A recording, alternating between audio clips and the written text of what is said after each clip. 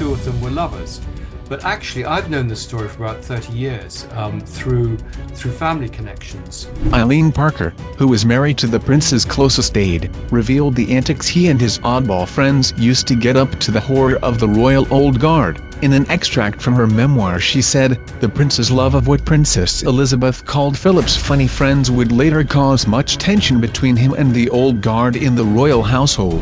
Breaking the story about Philip would be seen in a way as a direct attack on the Queen, and you just can't do that.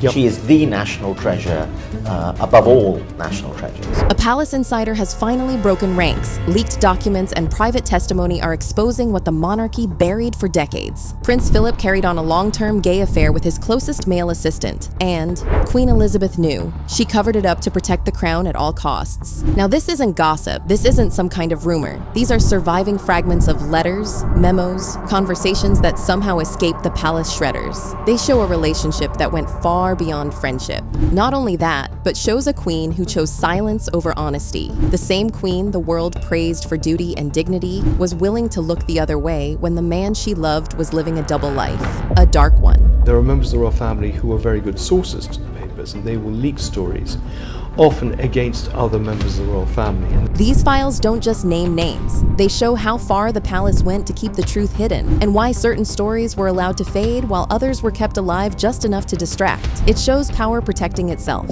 even at the expense of truth. The man at the center of it all was Lieutenant Michael Parker. Mike to everyone who knew him. He met Philip during World War II in the Royal Navy, and their relationship just kept getting stronger and weirder from there. By 1947, when Philip married Princess Elizabeth, Parker was already his private secretary in Ecurie. He even stood as best man at their wedding in Westminster Abbey. He was godfather to Prince Andrew. He handled Philip's private correspondence. He traveled with him on every major tour. They were inseparable. This was a royal wedding, and the village people were determined to celebrate royally.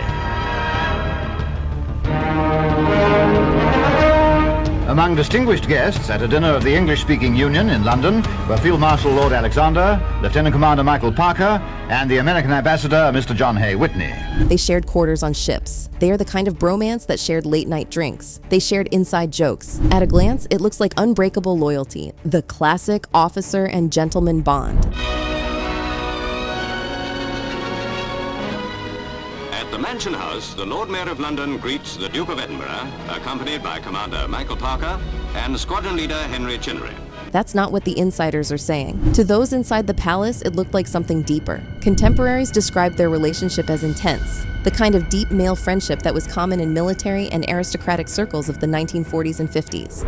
Among distinguished guests at a dinner of the English-speaking Union in London were Field Marshal Lord Alexander, Lieutenant Commander Michael Parker, and the American Ambassador, Mr. John Hay Whitney. The address given by Prince Philip, who presided, included these highlights. I'm in a bit of a muddle this evening. But the leaked documents? It suggests it crossed lines. One surviving note from 1950 refers to the Duke and Lieutenant Parker's private arrangements. Another from 1953 mentions special consideration for the equerries' quarters. Small details on their own. Together they paint a picture of a bond that went beyond the professional. A bond that would eventually force the Queen to make a choice she never wanted to make. Everything cracked open when Parker's wife Eileen filed for divorce. She named her husband as adulterer and cited someone as co-respondent. But the real bombshell was Philip being subpoenaed to testify in open court, a sitting consort of the Queen forced to appear under oath in a divorce case. The Australian and European press went feral. They did not just report the divorce. They ran stories implying Philip and Parker were lovers. Headlines screamed about the Duke's secret life. Some papers printed crude cartoons showing Philip and Parker together. The British press stayed mostly quiet under de-notice pressure. The foreign papers had no such restraint. Philip testified that Parker was a loyal friend and colleague, nothing more. The judge accepted it. The divorce was granted. Parker resigned his royal post days later. The palace issued no denial of the rumors. They simply let the storm pass, hoping the world would move on. It did.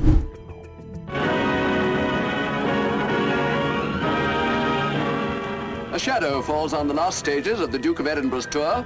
Lieutenant Commander Michael Parker, his friend and secretary, has resigned. Gough Island in the South Atlantic, with its lonely weather station, is one of the last Commonwealth outposts on the homeward journey of the Royal Yacht Britannia. But the damage was done. The whispers never stopped, and the palace never forgot how close they came to disaster, until now. Those whispers turned into persistent rumors, with new insider dredging them up again, with receipts, claiming Parker was Philip's lover, and the Queen tolerated it because she needed Philip to stay married for the stability of the throne, even suggested Parker was paid off to stay silent after the divorce. Breaking a story about Philip would be seen in a way as a direct attack on the Queen, and you just can't do that. Yep. She is the national treasure above all national treasures. Now, it all gets funny because the palace never sued for libel, never issued a firm denial. They let the stories float in the background, perhaps calculating that fighting them would only give them more oxygen.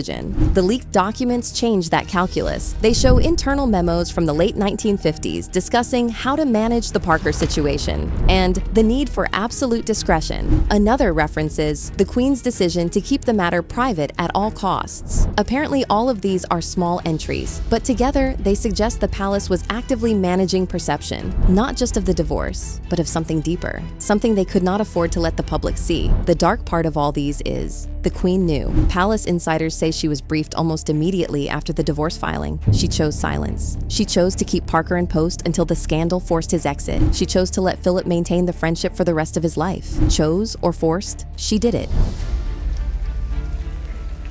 My lords and members of the House of Commons,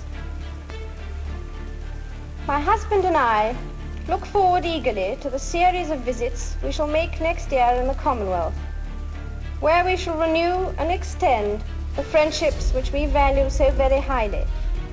Why? Because admitting anything, even to debunk it, would have given the claim the legitimacy they need. Better to let them whisper in the background than roar in the open. The monarchy had survived abdications, wars, and worse. It would survive this. But that silence came at a cost. It left room for speculation. It left room for doubt. It left room for future generations to wonder what else was hidden behind the palace walls. And the leaked papers suggest the cover-up was deliberate and ongoing. The Queen never spoke publicly about it. Philip never addressed it. Parker stayed loyal until his death.